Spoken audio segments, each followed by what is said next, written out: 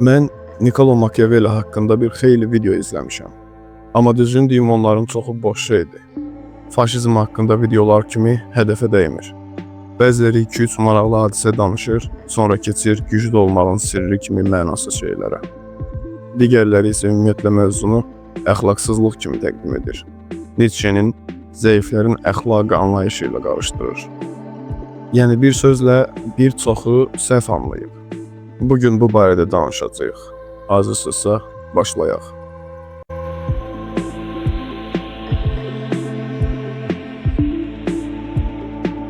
Niccolo Machiavelli bəlkə də tarixdə ilk həqiqi cani idi. Amma bu elə belə söz deyil. Ciddi səbəbi var. O vaxt ki yaxşılıq, əxlaq, iman kimi anlayışları bir kənara atdı. Xristianlığı da rədd elədi. Yəni yaxşı adam olmaq ideyasını tam dağıtdı və onun yerinə soyuq hesabla işləyən bir sistem qurdu. Qəddarlıq və hiylə üzərində. Machiavelli'nin fəlsəfəsi tam ziddiyyətlərlə doludur. Sanki dərin həqiqətləri zalım fikirlərin içində gizlədib. Amma bu Machiavelli adının arxasında bizim yaşadığımız dünya ilə bağlı çox tünd, amma real həqiqətlər dayanır. Əgər onun fikirlərini doğrudan başa düşmək istəyiriksə, gərək əvvəlcə onun həyatına və yaşadığı zamana baxaq. Onun yaşadığı dövrdə çox böyük bir xaos var idi. Hər yerdə siyasi qarışıqlıq, müharibə, xəyanət. 1469-cu ildə Florensiyada doğulub. Bir vaxtlar varlı olan, amma sonradan kasıblanmış bir ailədə böyümüşdü.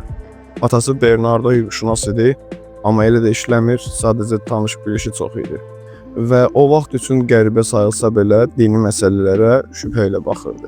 Anası isə tam tərsi, çox dindar idi, hətta dini himlər və şeirlər yazırdı. Bu ziddiyyət bir tərəfdə şübhə, bir tərəfdə inanc Machiavelli'nin düşüncəsini formalaşdırırdı. Florensiya isə güya respublika idi, amma əslində elə deyildi. Hökumətdə 8 nəfər və bir növ püşklə seçilən baş nazir olurdu. Hamısı varlı təbəqədən. Güya bu hakimiyyəti bir tərəfə keçməyə qoymurdu. Amma əslində xaos idi. Siyasət hər 2 aydan bir dəyişirdi. Heç kim sabah nə olacaq bilmirdi. Medici ailəsi isə fürsətdən istifadə elədi. Sistemi elə qurdu ki, ancaq az adamları seçilsin. Yəni Florensiya kağızda respublika idi, amma reallıqda diktatura idi. Bu korrupsiya təkcə Florensiyada yox idi. O dövrdə bütün İtaliyada norma idi. Avropada müharibələr gedirdi. Muzlu əskərlər hər gün tərəf dəyişirdi. Xəyanət adi bir şey idi. Machiavelli elə bir dünyada böyüdü ki, ideallar və reallıq arasında uçurum var idi. O, siyasətin necə çürüdüyünü birbaşa gördü və bu uğursuzluğun nə qədər baha başa gəldiyini çox erkən anladı. Düz 9 yaşı olanda o, Medici ailəsinə qarşı çıxan adamların şəhərin mərkəzində tərsinə asıldığını gördü. Həftələrlə cəsədləri orada asılı qaldı. Onun üçün bu sadəcə dəhşətli mənzərə deyildi, dərs idi.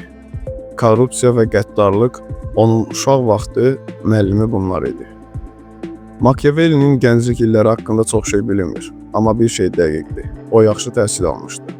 1494-cü ildə Medici ailəsi bir müddət hakimiyyətdən uzaqlaşdırılanda Machiavelli dövlət işinə girdi. Əvvəlcə sadəcə rəsmi sənədlər yazırdı.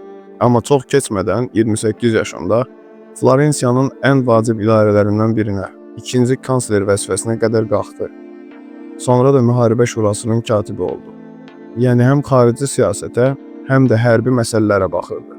Bax, bu çox böyük məsuliyyət idi. Amma sual budur. Bu qədər gənc yaşda o ora necə gəlib çıxdı?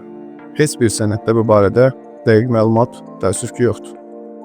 Bəzi adamlar deyir ki, güya o uğursuz siyasətçi idi. Amma bu tam doğru deyil. Çünki o 10 ildən çox Florensiyanın əsas diplomatı olub. Sadəcə nəticəsi az idi. Amma günah Machiavelli'də deyil, şəhərin özündə idi. Florensiya o vaxt İtaliyanın ən zəif yerlərindən biri idi. O dövrdə isə zəif qalmaq ölüm demək idi. 1512-ci ildə Medicilər yenidən hakimiyyətə qayıtdı və Machiavelli'ni də sui-qəsd planlaşdırır deyə deyib tutdular, həbs etdilər, işgəncə verdilər, sonra da sürgün elədilər. O da elə bu sürgündə oturub tarixdə ən məşhur əsərini yazdı, Hökümdarı. Açığı hələ ki özüm Hökümdar kitabını oxuyub bitirə bilməmişəm, Amma deyilənə görə Hökmdar kitabı Lorenzo de Medici üçün xüsusi yazılmış bir rəhbərlik bələdçisi olub. O vaxta qədər hamı düşünürdü ki, yaxşı lider olmaq üçün gərək əxlaqlı, mərhəmətli, Tanrıdan qorxan biri olasan. Machiavelli bu fikri paramparça elədi. Onun fikrincə liderin uğuru yaxşılıqda yox, hakimiyyəti qorumaqda idi. Yəni siyasət ilə əxlaqın bir-biri ilə heç bir əlaqəsi olmamalı idi. Xristianlıq Machiavelli üçün bu sadəcə bir maneə idi.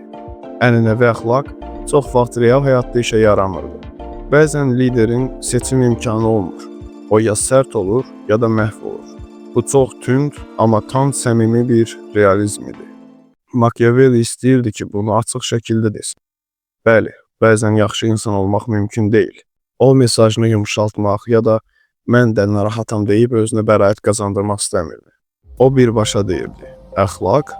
Yox, mən onu dağıdıram və yerinə reallığı qoyuram. Sonra çox məşhur bir sual verdi.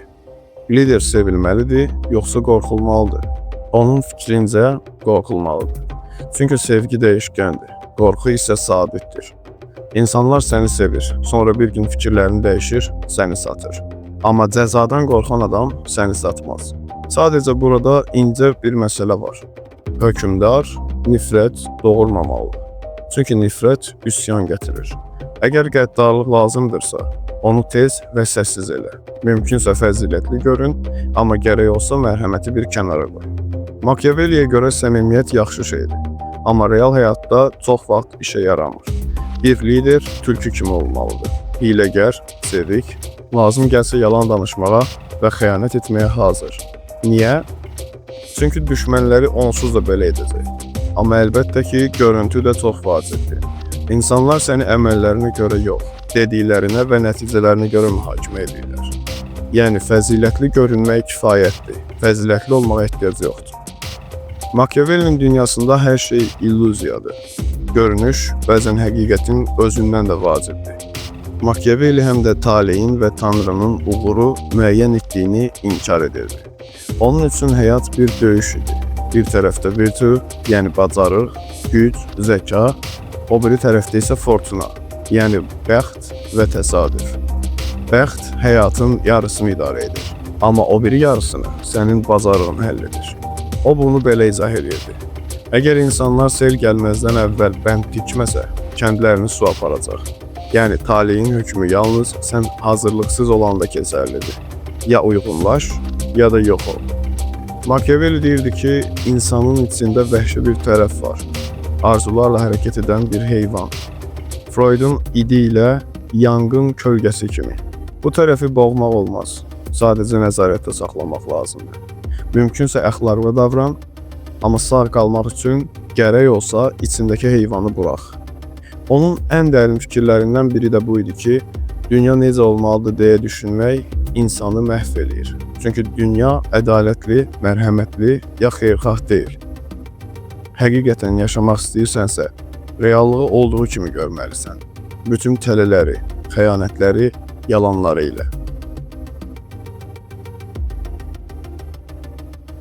Machiavelli yazdığı hökmdarı Medicilərin xoşuna gəlmək üçün yazdı. Amma onlar onu görməzlikdən gəldilər. Çünki onun yazdıqları elə açıq idi ki, ona etibar etmək mümkün deyildi. Kim belə bir adamı işə götürərdi ki, açıq şəkildə yalan danışmaq lazımdır deyir. Onun siyasi karyerası bir daha dirçəlmədi, qalan ömrünü də komediyalar yazmaqla, qadınların dalınca düşməklə və xırda dövlət işləri ilə keçirdi. 1527-ci ildə İspanlar Roma şəhərini dağıtdı, Medicilər də devrildi, amma artıq gec idi. Machiavelli bir neçə həftə sonra öldü. Amma onun adı güclə yox, yazdıqlarıyla çarx etmişdi. Hökmdar kitabı ancaq onun ölümündən sonra çap olundu. Nəşr ediləndən sonra isə bir İngilis kardinalı deyib ki, bu kitabı elə bil şeytanın barmağı ilə yazıblar. Papa kitabı dərhal qadağan edib. Fransada isə Lorenzo'nun nəvəsi Catherine de Medici müqəddəs Bartolomey gecəsi qətliamında 10 minlərlə protestant öldürüləndə Machiavelli taktikalardan istifadə etməkdə günahlandırıldı. Machiavellinin adı cani sözünün sinoniminə çevrildi. Amma onun dediyi əsas fikir çox sadə idi. Xristian əxlaqı ilə real liderlik bir-birinə ziddir. Baxın, indi burada maraqlı və real bir nüansı qeyd etmək istəyirəm. Bugünkü siyasətçilərin çoxu istəsələr də, istəməsələr də Machiavelli prinsiplərlə işləyirlər. Kameralar qarşısında əxlaqlı və təmiz görünürlər, amma qapı arxasında çox amansız qərarlar verirlər.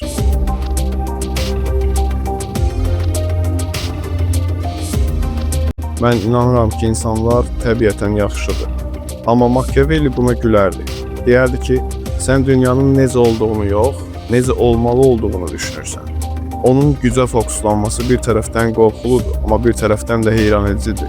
Bütün böyük canilər kimi o da təhlükəlidir. Həm tam qəbul etmək, həm də tam rədd etmək üçün. Çünki onun fəlsəfəsi səni özünlə və insan təbiəti ilə bağlı çox narahat edici suallarla üzləşdirir. Bəlkə də elə buna görə bu adam hələ də yaşayır. Bir cani kimi yox, bir güzgü kimi. Razılaşaq ya yox, onun fikirləri hələ də dünyanı formalaşdırır. Bəzən açıq şəkildə, bəzən də gizlicə.